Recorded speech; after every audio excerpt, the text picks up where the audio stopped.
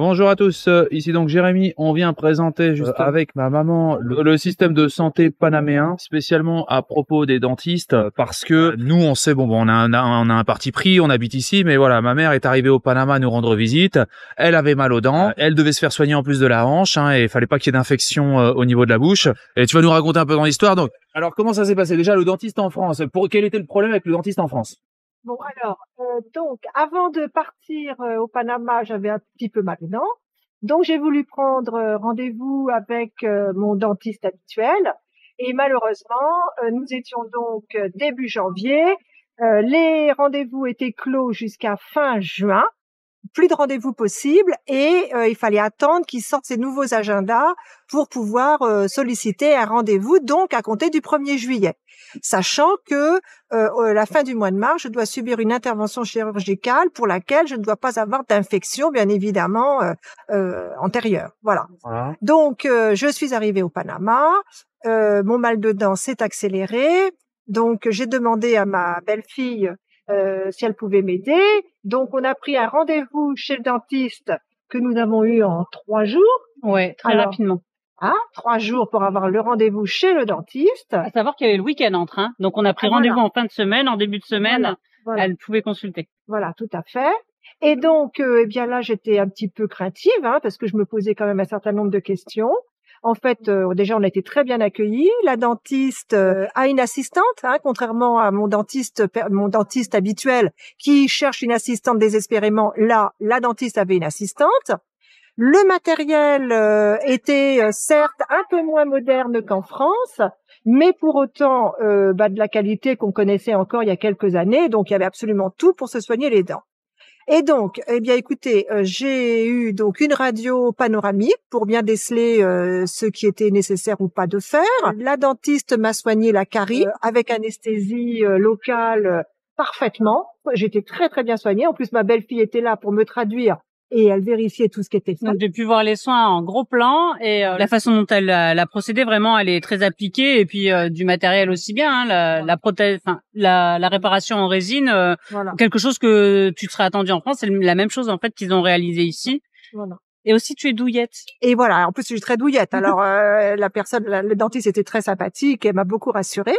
Donc, j'ai eu la radio panoramique, le soin de carie, la pose comment ça s'appelle? C'est une résine. D'une résine entre les dents pour éviter, une certaine problématique qui sont liées à ma dentition, Et enfin, j'ai eu un détartrage. Voilà. Donc, tout ça fait d'une façon très performante, j'ai envie de dire. Voilà.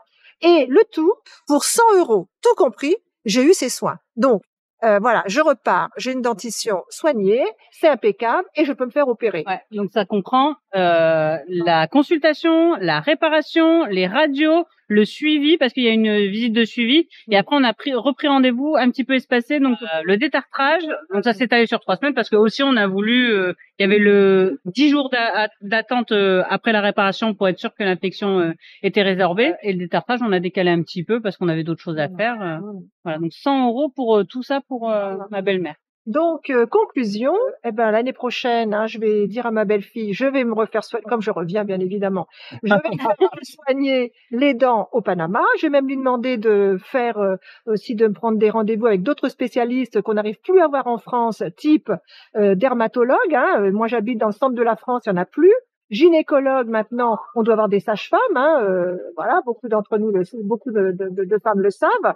Enfin bon, voilà. Donc, on a un niveau de soins en France qui baisse, et j'arrive au Panama et on me propose des soins de qualité et peu excessifs. Alors, je préfère m'offrir ça qu'un collier de diamants, Donc, du coup, je vais faire mes soins au Panama. Alors que, n'oublions pas, je paye quand même des frais de sécurité sociale quand même très conséquent par rapport antérieurement à mon salaire et maintenant ma retraite très modeste. Donc quand même, je trouve qu'il y a quand même une grosse exagération et que en France, il devrait se tourner vers des pays comme le Panama pour voir un petit peu comment ça se passe et en prendre de la graine. Voilà ce que j'ai à dire.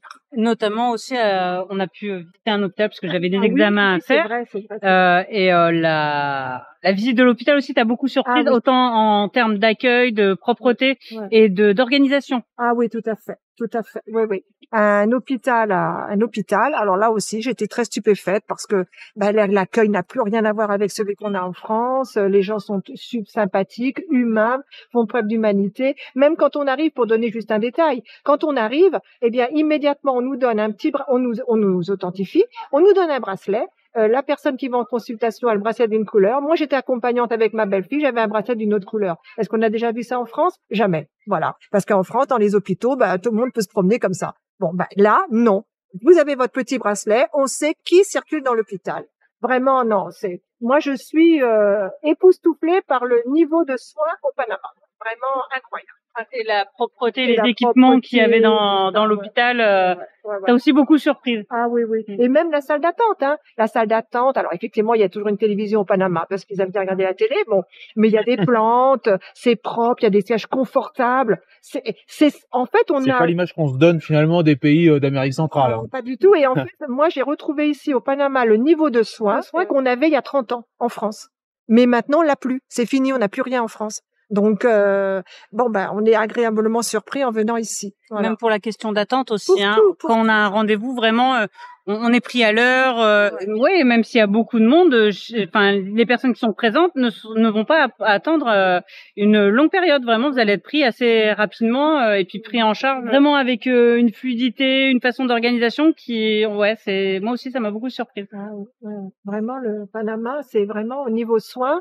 On peut venir au Panama sans crainte par rapport à sa santé d'être mal soigné ou d'être maltraité, parce que vraiment, il y a un niveau de soins qui me semble quand même de très très bonne qualité par rapport à ce qu'on en a vu.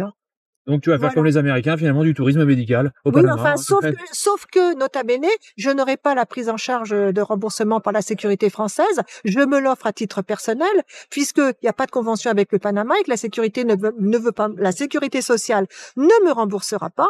Je vais quand même faire une demande parce que c'était un cas d'urgence, parce qu'ils mettent ça comme exception, mais je doute fort qu'on me rembourse. Donc, je le ferai à mes frais. Tant pis. Voilà. Pour profiter du système de soins panaméen. Voilà. Voilà. Écoutez, merci à toi maman, merci à toi Vanessa de ton intervention. Bonne journée à tous. Tata. Un grand merci pour avoir visionné cette vidéo en entier. Si cette vidéo vous a plu, n'hésitez pas à vous inscrire sur ma chaîne et à liker cette vidéo. Un petit pouce bleu fait toujours plaisir et m'encourage dans mon travail. Je vous encourage aussi à laisser un commentaire si vous avez des remarques par rapport à la vidéo ou bien à la réalisation. Merci à tous et à bientôt.